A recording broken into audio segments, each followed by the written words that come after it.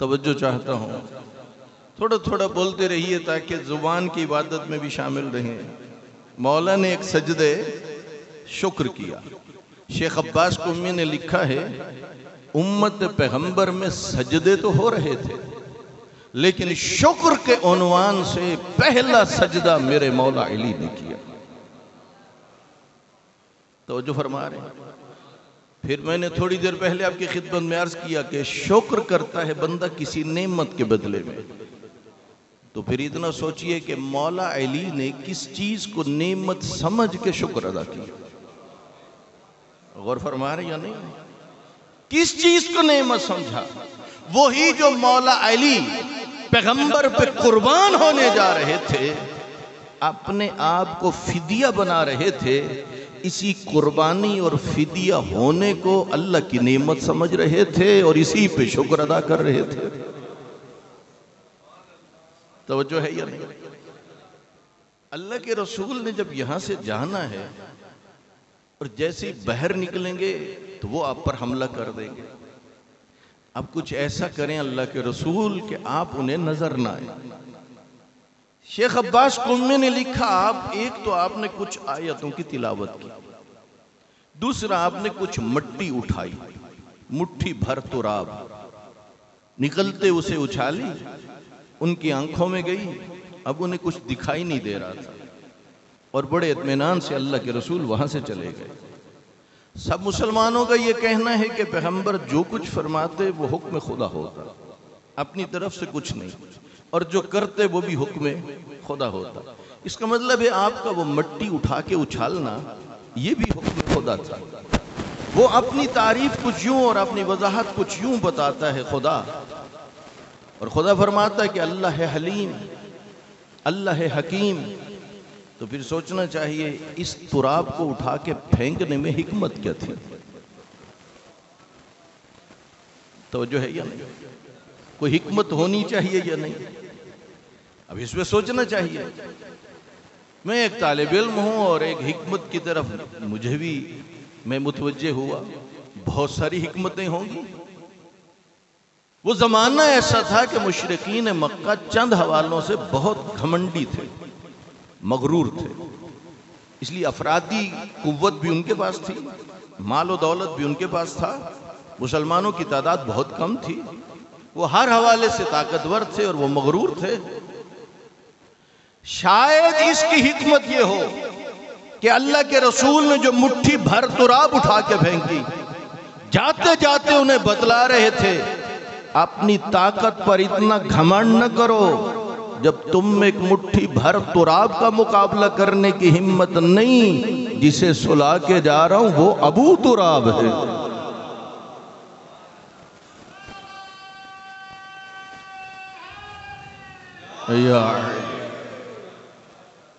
توجہ فرما رہے ہیں؟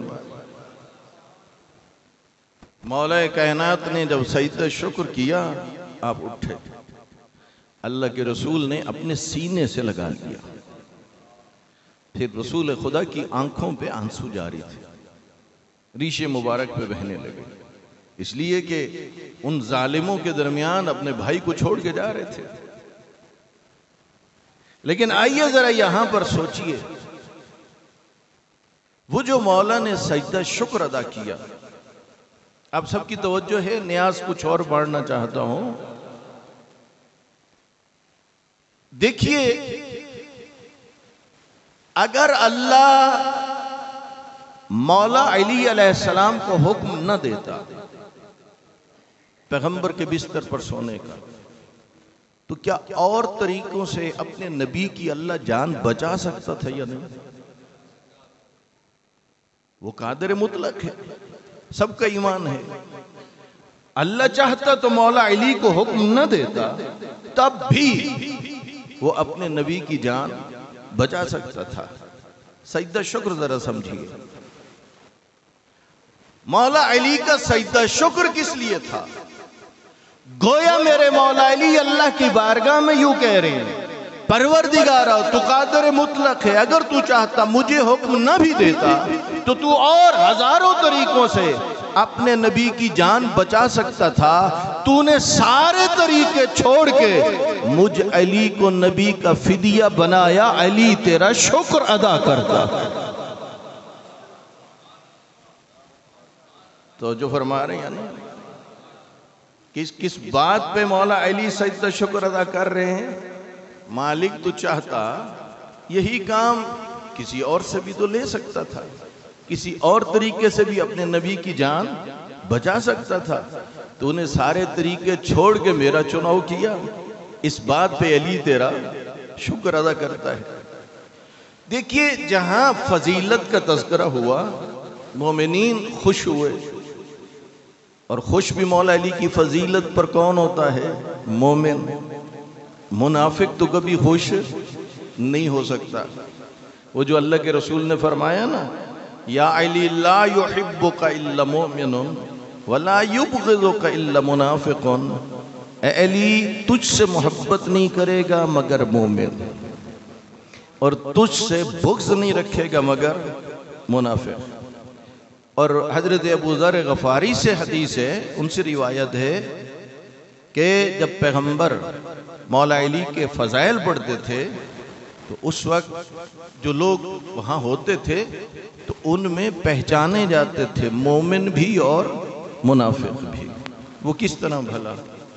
خود مولا نے نہج البلاغہ میں کہا، وہ جو اندر کی بات کسی سے چھپانا چاہو گے تو تمہارا چہرہ چغلی اٹھائے گا۔ تو مولا کے فضائل بیان ہوں اور مومن کے سامنے ہوں گے تو اس کے چہرے پہ مسکراہٹ ہوگی، اور منافق کے سامنے فضائل بیان ہوں گے تو اس کا چہرہ بگڑ جائے گا۔ تو فضیلت کی بات آئی تو مومن تو یقیناً کیا ہوتے ہیں؟ وہ خوش ہوتے ہیں۔ لیکن جہاں فضیلت کی بات ہے وہاں پر آپ اور میرے لیے ایک بہترین سبق بھی ہے، اور وہ بھی آپ تک پہنچانا ہے، تو آپ کی ہے اجازت سب حضرات کی؟ دیکھیے شیطان کی پہلی کوشش یہ ہے آپ اور میں نیک کام نہ کر سکتے۔ ہے کوشش یا نہیں؟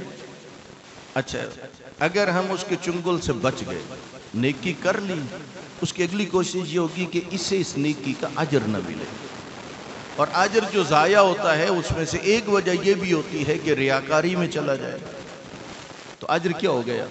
ضائع ہو گیا۔ اب جب شیطان یہ کوشش کرتا ہے تو پہلی مشکل یہ ہوتی ہے کہ انسان اس کے چنگل سے بچ کے نیکی کر لے، اور اگلی کوشش یہ ہونی چاہیے کہ ریاکاری سے بھی وہ بچ جائے۔ لیکن بعض دفعہ ایسا ہوتا ہے، بعض لوگ مساجد بنواتے ہیں، امام بارگاہ بنوا دیتے ہیں، مدارس بنوا دیتے ہیں، لیکن اپنی زبان سے وہ یہ نہیں کہتے کہ میں نے یہ کیا، میں نے یہ کیا، میں نے یہ کیا۔ وہ بڑے متوجہ ہوتے ہیں کہ یہ باتیں ہمیں نہیں کرنی چاہیے۔ ہاں لوگ تعریف کرتے ہیں، بعض لوگ ایسے ہوتے ہیں، ایسے کم ہوتے ہیں جو کام بھی کرتے ہیں لیکن اپنے لوگوں میں یہ تاثر دینے کی کوشش کرتے ہیں۔ وہ کہتے ہیں اگر میں نہ ہوتا تو یہ مسجد نہ بنتی، میں نہ ہوتا تو یہ مسجد آباد نہ ہوتی، میں نہ ہوتا تو یہ مدرسہ نہ بنتا، میں نہ ہوتا تو یہ عزاخانہ نہ ہوتا، میں نہ ہوتا تو یہ ماتمی جلوس نہ ہوتے، میں نہ ہوتا تو اس علاقے میں عزاداری نہ ہوتی۔ گویا وہ یہ کہنا چاہتا ہے کہ تم میں تو کوئی قابلیت ہی نہیں، تم میں تو اس بات کی لیاقت بھی نہیں، یہ میں ہوں کہ میری وجہ سے یہ سب کچھ ہے۔ جس شخص کے اندر اس قسم کے خیالات پیدا ہو جائیں اس کے لیے یہ بات میں عرض کر رہا ہوں کہ نہیں، یاد رکھیے اپنے آپ کو اس قسم کے خیالات سے بچانا چاہیے۔ اگر کچھ کر چکے ہو، مسجد بنا چکے ہو، عزاخانہ بنا چکے ہو، ماتمی جلوس ہے، عزاداری ہے، امام بارگاہ ہے، مدرسہ ہے، کچھ کر چکے ہو تو یہ نہ کہو کہ میں نہ ہوتا تو یہ کام نہ ہوتا۔ کیا خیال ہے جب آپ اور میں پیدا نہیں ہوئے تھے تب مساجد نہ تھیں؟ بولیے نا تھوڑا تھوڑا، کیا امام بارگاہ نہ تھے؟ کیا مدارس نہ تھے؟ آپ اور میں نہ تھے اور یہ سب کچھ تھا۔ آپ اور میں نہیں ہوں گے، بولیے نا تھوڑا سا۔ پھر دیکھیے ہم نہ تھے تو یہ سب کچھ تھا، ہم نہیں ہوں گے تب بھی سب کچھ ہوگا۔ تو پھر کیوں کہتا ہے کوئی بندہ کہ یہ میری وجہ سے سب کچھ؟ نہ، مولا کے کے سجدہ شکر سے یہ درس لے، یہ سبق لے۔ اگر تو کوئی مسجد بنوا چکا ہے یا آباد کر چکا ہے، مدرسہ بنوا چکا ہے، عزاخانہ بنوا چکا ہے، عزاداری کروا رہا ہے، یہ مت کہے کہ یہ سب کچھ میری وجہ سے ہے، بلکہ سجدہ شکر میں چلا جا اور اس کی بارگاہ میں کہے پروردگارا اگر تو چاہتا میری جگہ سے یہی کام تو کسی اور سے بھی لے سکتا تھا، تو نے سب کو چھوڑ کے میرا چناؤ کیا، اس بات پہ میں تیرا شکر ادا کرتا ہوں۔